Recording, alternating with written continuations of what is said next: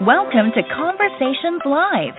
For more than a decade, we've brought you the best in books, entertainment, celebrity interviews, and current events.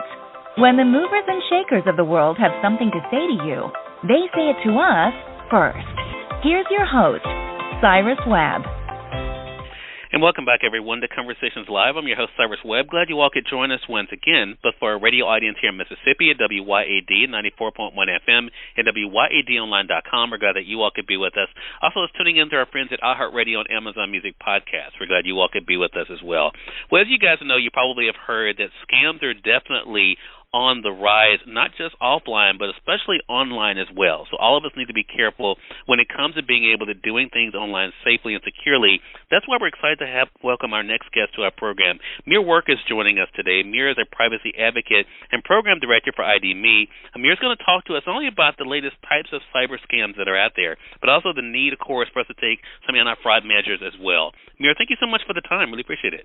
Hi, Cyrus. Thank you. So excited to be with you.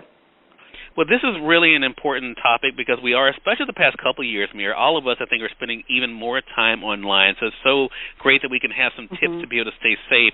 One of the things that people have probably been hearing about, Mir, is the social engineering attacks. What exactly is that?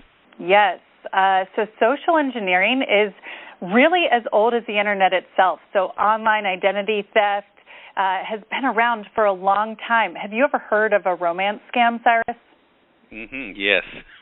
Yes. So exactly. So these individuals are targeting individuals and these criminals are targeting individuals and manipulating people to give up their information. So what's changed now is that cyber criminals are actually using sophisticated techniques like using social media profiles and using fake job sites so that they can scam people to giving their information over to the criminals. And they're doing this because through pandemic unemployment programs, almost every American was potentially eligible for unemployment. And what they found, what the criminals found, was that this was a hugely lucrative opportunity. And if they were able to increase their number of victims, they could increase their payout. They found that it worked, and so they're going to continue using this tactic.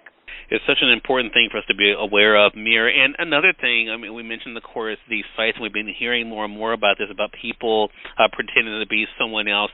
It even goes to when we're going to apply for jobs, right? How can we spot a fake job listing or even a benefit website out there?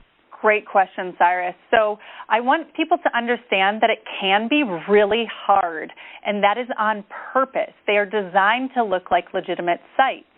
So to parrot my 10th grade English teacher here, the first thing you can do is proofread. Look for spelling mistakes. Look for grammatical errors on the page. Check the address bar on the URL and look to see if there are any misspellings or if it looks legitimate. So an example of this is I actually got a scam text message a couple weeks ago, and it was from GovHome Relief. And the URL was govhomereliefgov.com. Usually government sites end with a .gov, so I did not click on that link. Wow. And I think, again, that's the big thing here for us to be to take that extra time, right? And they can be, like you said, it can be difficult, and especially if we're trying to get something, right? We may not pay attention to those little things like that, so it definitely does make a difference. So since we know what's out there, Amir, in what ways can technology help businesses in particular to fight these type of cyber attacks? Absolutely. So tech can be a huge help, and ID.me partners with government agencies to help people prove their identity online, and we see this scam over and over. So from at the height of the pandemic in July, August 2021, ID.me was fighting about 45,000 of these scams per week. So in many cases, we're actually able to warn people that they were not applying for a job and they were actually getting scammed, and we were able to reverse engineer the attack, and invariably social media or a fake job site was at the heart of it. So most importantly, ID.me isn't just stopping fraud. We're helping Americans avoid becoming the victims of identity theft. And these crime rings Cyrus, they are acting as a network, and so it takes a network to defeat a network. Yeah, love that, and we're going to let our audience know how they can find out more information there, Mir. Last thing is, as far as the consumer goes, we talked about businesses. What about themselves? What can they do to better protect their identity? So there's a couple things that individuals can do, and the real solution here is for social media platforms and job sites to ensure that the posters are who they say they are.